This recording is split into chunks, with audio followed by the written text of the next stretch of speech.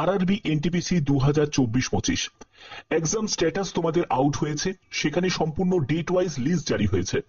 এবার এটা হলো সিটি ইন্টিমেশন, তোমরা কোন ডেট থেকে তোমরা জানতে পারবে তার জন্য একটি লিস্ট তোমাদের কাছে আমি তুলে ধরবো এই ভিডিওর মাধ্যমে।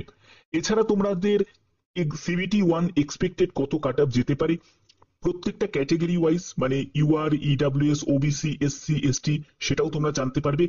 যার ফলে তোমরা একটা টার্গেট ফিক্স করতে পারবে, যে টার্গেট অনুযায়ী তোমাদের সম্ভাবনা থাকবে যে সিবিটি 1 থেকে কোয়ালিফাই করে তোমরা সিবিটি 2 তে চান্স পাওয়ার। সম্পূর্ণ ডিটেলস ইনফরমেশন থাকবে এই ভিডিওতে। ভিডিওটা প্রত্যেকের জন্য খুব গুরুত্বপূর্ণ। অবশ্যই তোমরা কমেন্টে জানাও যে কোন আরআরবি তে তুমি অ্যাপ্লাই করেছো, প্রত্যেকে কমেন্টে এখনই জানিয়ে দাও। এখানে তোমাদের প্রথমে আমি বলে দিই, দেখো তোমরা যারা যারা সিটি ইন্টিমেশন দেখতে পাচ্ছ, যাদের 5 তারিখ বা 6 তারিখে যাদের এক্সাম আছে, যারা দেখতে পাচ্ছ ঠিক আছে। যারা এখন দেখতে পাচ্ছ না, যে সিটি ইন্টিমেশনের জায়গায় কোনো ইনফরমেশন পাচ্ছ না, যে তোমার registration number, date of birth বসানোর পরেও তাদের তার মানে জানতে হবে তাদের পরবর্তী সময় তাদের এক্সাম হবে। ঠিক আছে, তাদের এক্সাম ডেট এই 5 তারিখ, 6 তারিখ কি 7 তারিখে নেই। ওকে, তো এটা কিন্তু অবশ্যই তোমাদের খেয়াল রাখতে হবে। এবার দেখো কোন ডেটে সিটি ইন্টিমেশন তোমরা জানতে পারবে সেগুলোর জন্য একটা লিস্ট দেখো। 5 তারিখ, 6 তারিখ, 5ই জুন, 6ই জুন যাদের এক্সাম তারা 26শে মে থেকে সিটি ইন্টিমেশন জানতে পারছে। 7ই জুন যাদের এক্সাম তারা 27শে মে থেকে। 8ই জুন যাদের এক্সাম তাদের হচ্ছে 28শে মে থেকে, মানে আজকে থেকে। 9ই জুন যাদের এক্সাম তাদের হচ্ছে 29শে মে থেকে জানতে পারবে। 10ই জুন যাদের এক্সাম তারা 30শে মে থেকে জানতে পারবে। 11ই জুন যাদের এক্সাম তারা 31শে মে থেকে জানতে পারবে। তারপরে 12ই জুন যাদের এক্সাম তারা 1লা জুন থেকে জানতে পারবে। 13ই জুন যাদের এক্সাম তারা 2রা জুন থেকে জানতে পারবে। 14ই জুন যাদের এক্সাম তারা 3রা জুন থেকে। 15ই জুন যাদের এক্সাম তারা 4ঠা জুন থেকে। 16ই জুন যাদের এক্সাম তারা 5ই জুন থেকে। 17ই জুন যাদের এক্সাম তারা 6ই জুন থেকে। 18ই জুন যাদের এক্সাম তারা 7ই জুন থেকে। তারপরে 19শে জুন যাদের এক্সাম তারা হচ্ছে 8ই জুন থেকে জানতে পারবে। 20 জুন যাদের এক্সাম তারা 9ই জুন থেকে জানতে পারবে। 21শে জুন যাদের এক্সাম তারা 10ই জুন থেকে জানতে পারবে। 22শে জুন যাদের এক্সাম তারা 11ই জুন থেকে জানতে পারবে। 23শে জুন যাদের এক্সাম তারা 12ই জুন থেকে জানতে পারবে। আর 24শে জুন যাদের এক্সাম তারা 13ই জুন থেকে জানতে পারবে। ঠিক আছে, তো এবার এই ডেটগুলো তোমাদের অবশ্যই খেয়াল রাখতে হবে যে কোন ডেটে তোমাদের সিটি ইন্টিমেশন জারি হবে, সেই ডেটটা সম্পূর্ণ তোমাদের ডিটেলসটা তুলে ধরলাম। এবার তোমাদের আরআরবি এনটিপিসি সিবিটি 1 এর যে এক্সাম শিফটিং টাইমটা, সেটা হলো 3টে শিফটে তোমাদের এক্সাম হচ্ছে। শিফট 1 সেটা হলো 7:30টার সময়, সকাল 7:30টা রিপোর্টিং টাইম। গেট ক্লোজ হয়ে যাচ্ছে 8:30টার সময়, অর্থাৎ 8:30টার পরে তুমি যদি এন্ট্রি নাও তাহলে তুমি গেট ক্লোজ হয়ে যাবে এবং তুমি কোন রকম ভাবে এক্সাম দিতে পারবে না। সকাল 9টা থেকে 10:30টা পর্যন্ত এক্সাম চলবে। শিফট 2 তে 11টা 15তে রিপোর্টিং টাইম, 12টা 15 হচ্ছে গেট ক্লোজিং টাইম, 12টা 45 হচ্ছে এক্সাম স্টার্ট হচ্ছে, 2টো 15 পর্যন্ত এক্সাম চলছে।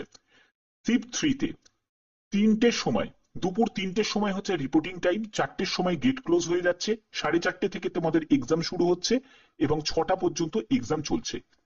এই হলো তোমাদের 3টে শিফট।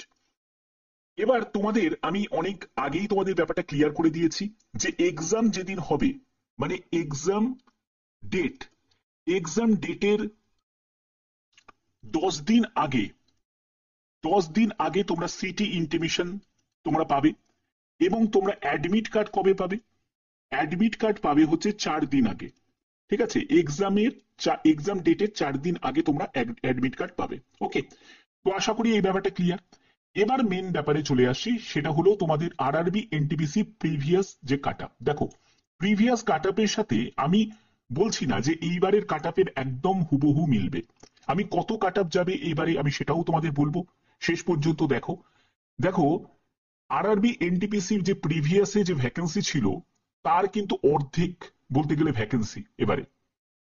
ঠিক আছে, এবার সম্পূর্ণ ব্যাপারটা কি হয়েছে, উচ্চ মাধ্যমিকের আলাদা এবং গ্র্যাজুয়েট যাদের তাদের আলাদা। তো এই জায়গাটা তোমরা যদি দেখো, তোমাদের এখানে ভ্যাকেন্সি এবারে সত্যিই খুবই কম, তো কাট অফটাও কিন্তু হাই যাওয়ার সম্ভাবনা থাকবে। যেখানে তোমরা দেখো, তোমাদের যদি গুয়াহাটিতে যদি তোমরা কাট অফ দেখো যে সিবিটি 1 এর কাট অফ, সেখানে 66.4 ইউআর এর কাট অফ গেছিল। এবারে কিন্তু সম্ভাবনা তা নয়, এবারে কখনোই যাবে না, কারণ এবারে গুয়াহাটি কিন্তু ডেঞ্জার জোনের মধ্যেই কিন্তু পড়বে। ঠিক আছে, তারপরে দেখো আমেদাবাদ, আজমেরে কেমন কাট অফ গেছিল, এলাহাবাদে কেমন কাট অফ গেছিল, ব্যাঙ্গালোরে কেমন কাট অফ গেছিল। আগের বারে ব্যাঙ্গালোরে কিন্তু অনেকেই আবেদন করেছিল এবং আবেদন করার ফলে গেনার হয়েছে, অনেকে হয়তো চাকরিও পেয়ে গেছে।